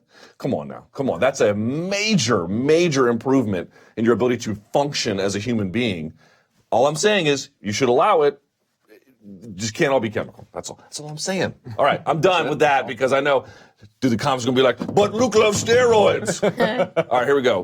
What do you guys make of Conor disclosing he broke his foot 3 weeks out from the Khabib fight? Did you guys see this tweet? Yeah. I did see the tweet. What did you make of it? but let's put it this way. I saw a repackaging of the tweet. Did he post like some kind of X-ray or something? Was there like an actual proof that he did? No. Somebody just said tweeted at him, and then he just kind of I revealed don't know, that. man, because I'm not calling him a liar, but he says a lot of stuff, you know? It's like, I don't know Yeah, if but that's true. particularly to this subject, he had torn, was it his ACL? He had torn something in his Well, he tore his ACL, but I think he had torn some ligaments in his knee. You talk about before the Chad Mendes for the Chad fight? Mendes Yeah. fight, yeah. Yeah, And he didn't say anything. And I remember- 189. And I remember Dana White had said like, yo, because and in that Notorious documentary, I recently saw it on Netflix. Dana White before was there, and he knew obviously what was going on with McGregor. And he never really said it, but he said, man, if you knew what this kid went through, like, You know, he didn't make comments like that in the media. And Conor McGregor never said anything until that footage came out in the documentary. He's never been someone that after a fight goes out there and starts making excuses, and I did this and I did that. And he's always owned up to his losses, even the Diaz one. Like, he's always like, yep, I lost. Does that. So you see that tweet and you could be like, hey, it could be one of a million things he says, but there's, as far as that specific subject go, he usually has some continuity, I guess. So Well, it makes you think. let's just be scientific. How long does it take a broken foot to heal? And how It's also, yeah, we don't know awesome how or- bad it was. Was Yeah. it fractured? Depends on what it was. Because Yeah, exactly. understand a fracture is bone different there. than a Yeah. break, Right. and you know what I mean. So I don't know. Did he get a cortisone shot? Right. You know. Yeah, like, Here's my read on this: true, untrue. Doesn't Guess as matter. good as mine. Yeah. He's trying to get a rematch. I know. He is. Right. It seems to me that fight. Also, we don't know what state Habib went into as well. Right. Good point. The guy cuts a lot of weight. You know. Besides that, it just seems to me that that loss is eating at him. It's eating at him a lot, and he wants a rematch, which would be, you would expect that from a hardcore competitor, right? Seems like it's getting. Yeah, if you're punching It seems bar like it took him a patrons. while to get there, though. You know, I don't know Little if it's bit, been yeah. eating. It seems Yeah. like it's only eating at him. It's getting bigger as it goes. You know. Right. Yeah. Oh, you mean so initially it didn't I don't feel think that way? it did. I think you know, he was, because he was coming off of you know, these are major paydays. He had his whiskey about to launch. I think there was so many other factors. I think now that he's got everything kind of dancing to his tune, That's and he's had interesting. time to reflect on Yeah, it. I mean, he originally said like, "Hey, I kind of want, like, I would like the rematch, but I'm, you know, in that statement he put out as soon as he lost, but I'm open to fighting other competitors as well." Now it kind of feels like the gears are turning towards the rematch. That's interesting. Yeah. I again, could be, because, you know, if you've had injuries like that, some guys are just injury prone. They fight through it. Yeah. And some guys aren't. You know, could be. A foot injury like that, or a guy who has footwork, you know, Yep. seems reasonable. Next. All right. Kelvin and Izzy have been in camp for most of the last 16 weeks. Do any of you have concern that this will possibly negatively impact either of their performances? Lots of chance for injury, lack of motivation. Kelvin mentioned this on Embedded, as I indicated earlier, body breaking down. Now, there's sort of two ways you could go. That's one way you could go. You could go the Matt Serra route, where the GSP fight was supposed to happen. He gets injured, and then he has a back-to-back camp, and he came out all guns blazing. What do we think? Are we going to see a little bit of a lackluster performance from either of these guys? Good. Is it? Do you get a read on that? So my bigger concern is like that this is his sixth fight in 14 months. And you think of guys who've done that in the past, and who was it? It was Donald Cerrone had like 5 fights in a year, and Yeah. I think the last one was Nate Diaz at the end of the year. It could have been, and he didn't have. I mean, he got smoked in that fight. He took like crazy amount of damage. It was nuts. But Adesanya didn't. True. I'm saying like you know, I think that sometimes these guys are affected by fatigue factors and you know, exhaustion basically, and they don't even realize it. They Yeah. get in there and they have to realize it the existential way with a guy punching you in Yeah. the face. Yeah. And I'm like, you could see something like that happening. Sure, it's a lot of workload, man. I know that Israel Adesanya said he still kind of took little mini vacations in there, but ultimately he gets right back in there and he just keeps going. So. Well, when it comes Yeah. to overtraining, there's a couple of things that they test for. Like with overtraining, you'll test yourself in the morning to see if your heart rate is regularly elevated, if your body temperature is different, if you're more fatigued, how your sleep and your REM cycles are supposed to be, how your hormone levels are. So if you're testing fighters or you're trying to be a little bit more psychological and scientific with your training, you'll kind of see those dips in the roads and when you need to take those 2 or 3 days off, when you need to do more recovery in your training, when you have to check your hydration, when your weight cuts are. I mean, that's why like in regular sports, there's camps, there's times when you're not camps, but there's seasons for things, right? And an athlete peaks at a certain point of that season. It's supposed to be the same way with fight camps too. Really good strength and conditioning coaches will do that. So I'm only concerned if they're not monitoring their fitness levels. And that adrenal fatigue might have happened where he started to lose his motivation. And people always think it's psychological, get your head in the game. Sometimes it's physiological. Sure. Sometimes the physiological affects the psychological and vice versa. So hopefully in this particular case, you're hanging out at the PI, you're taking a look at these type of things, and you're good to go. You know, I think that the sports science has definitely really advanced so much nowadays that I only worry if this is not being taken into account and they're fighting the old school, tough it up way that could injure them. Also, these guys, as I mentioned, all in their 20s. I do think that Yeah. makes a difference in terms of burnout and fatigue and things like that. I do have concerns, not so much on the Kelvin Gastelum side because, yeah, he just went through a training camp, but he hasn't been as active as his number of fights. But I do have a concern with Israel Adesanya. I spoke to Brandon Moreno, you know, a number of times I've interviewed him. And, you know, when I think it was 5 fights in the span of 12 months. And every time I would interview him, he's like, nah, that's it. I'm going to take a break. I'm going to chill for a few months. I've made some good money. I'm going to chill. Next thing you know, like a couple weeks later, he would get a fight announced. And he would be like, well, they kept offering me, you know, an opponent ranked higher, good opportunities. And he was winning. He was making bonuses. Then I remember, I forgot what was one of the last fights. I think it might have been Dustin Ortiz. He's like, no, for sure, I'm going to take a break. Then they offered him a main event bout in Mexico City against Sergio Pettis. He's like, yo, I can't turn that down.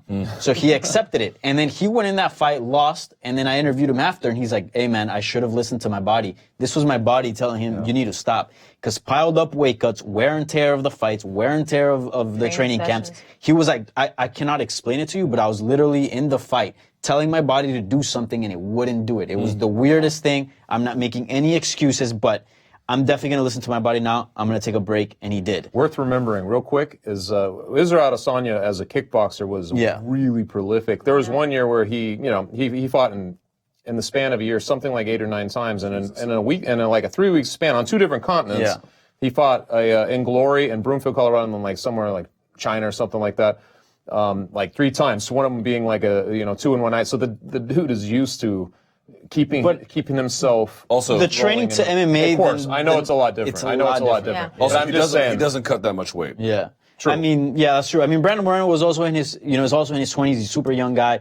I mean, I don't know. Each fighter is differently. You get the Neil Magny type that can fight forever, right? Yeah. No, I'm not undermining. I think you make a great point. But I think it's something to consider, especially Absolutely. given Adesanya's comments. He has said, after fights, hey, I want to Take a break, chill. yeah. And then he gets another fight. It was funny. He wanted to go back to Nigeria after his last win. Yeah.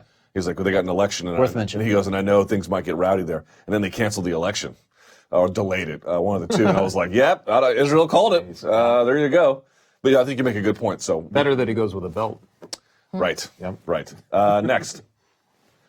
All right. What's some embarrassing or horrible jobs you ever had? What's the worst job you've ever had? The worst one. And Phoenix is grinning over here at me. I've had some pretty... Is it this one, Phoenix? Is that why you're looking at me? I was a flight attendant. Were you really? It was horrible. You just throw drinks in It people's was so faces? horrible. And That would be tough, here's man. how. Now, hold on. Was it a budget airline or It like was a super budget airline. It reminded me of that movie. It was like the ghetto airline. Soul it was Soul Soul Plane. Plane. Soul Plane, yeah. I worked Sophia already got on it. a Soul Oh Plane. my God, I forgot about that. Yeah. Yes. It was so bad. And here's how, this is so many years ago. I was like a white belt in karate. And I used to just read martial arts books in the back of the plane. And we had a self-defense flight class attendant. came in, and I was good because I had, taken a couple of classes. So the airline actually hired me to be the self-defense instructor for all of the flight attendants. Bro. And I was literally copying stuff off of Gracie Jiu-Jitsu book, and that's what I was teaching. Wow. And this is her worst. And I was like, no, that was awesome. Did you ever have to put the old chop sake on somebody? I like let a couple people know, but being a flight attendant is so hard. I don't think anybody understands. suck. It is such a horrible job. You are in a vomit-smelling tube for hours at a time. It was really difficult. I hated it. Now, were you just national or international? It was international, but we'd fly back like the same day. Like we'd drop all these tourists off in Mexico to go on like an Apple vacation, and then we would just hang out in Mexico for like 22 minutes and fly back the same day. Oh, God. The worst job I've ever had. And I have sinus problems. I'm having the sinus surgery actually at the end of the year. Hey, me too. It just would like, it would kill me. It was the worst job ever. Yeah, that sounds not fun. What about you, Chuck? Worst job? I was a bounty hunter for a while now. I'll tell you. I was like, Boba Fett? My first job was dishwashing, so I guess that's still... It's kind of weird, though, because you look back... Bro, I and wash like, the dishes in my house like, every day. but yeah, at a restaurant, it's high volume. Yeah. No, I'm Yeah. teasing. And I kind of look back on it fondly too. So it's like it really sucked at the time, but I look back on it now and it's kind of fun to remember that. But that was probably the worst. Okay. That's an industrial-sized dishwasher. What about you? Well, I just want to quickly say I delivered pizzas. But all my best friends from high school, we worked at the same pizza place. So it was actually one of the most fun. Yeah, it was super fun. You were It was spitting one in of the food, It was huh? one of the best. No, I wasn't. But I was eating pizza every day for free, After smoking hanging out with the bongs. boys in the back. It was fun. Shout out to Hungry Howie's. But the worst job I've had was at an Italian restaurant. I was a busboy. I was like 16, 17.